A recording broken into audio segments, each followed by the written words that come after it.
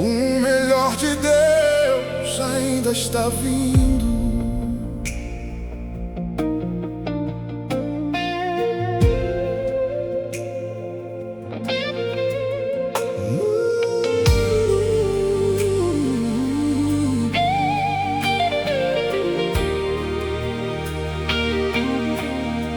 Eu sei que não foi fácil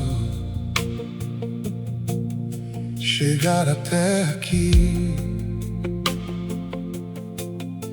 As marcas da jornada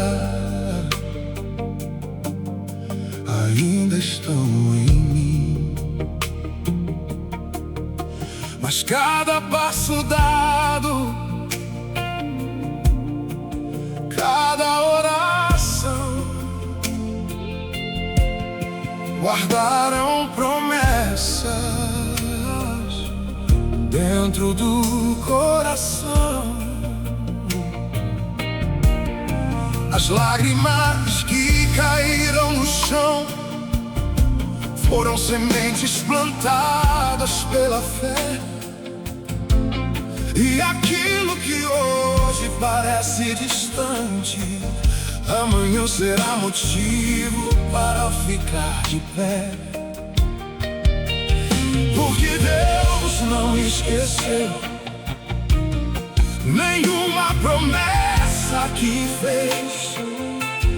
Mesmo quando o tempo parece demorar, Ele continua sendo rei. O melhor de Deus ainda está vindo. Há milagres preparados para você. O céu continua trabalhando, mesmo quando você não consegue ver.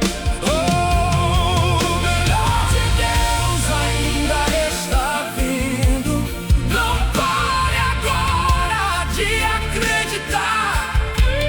Quem começou a boa obra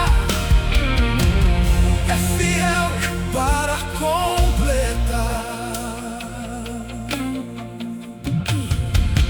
Quantas vezes você quis desistir e pensou que não iria suportar, mas Deus segurou sua mão e te ensinou a continuar. Os ventos fortes não puderam destruir aquilo que Ele construiu. Porque quem anda pela fé nunca caminha sozinho. Existe um novo tempo chegando, uma nova história para viver.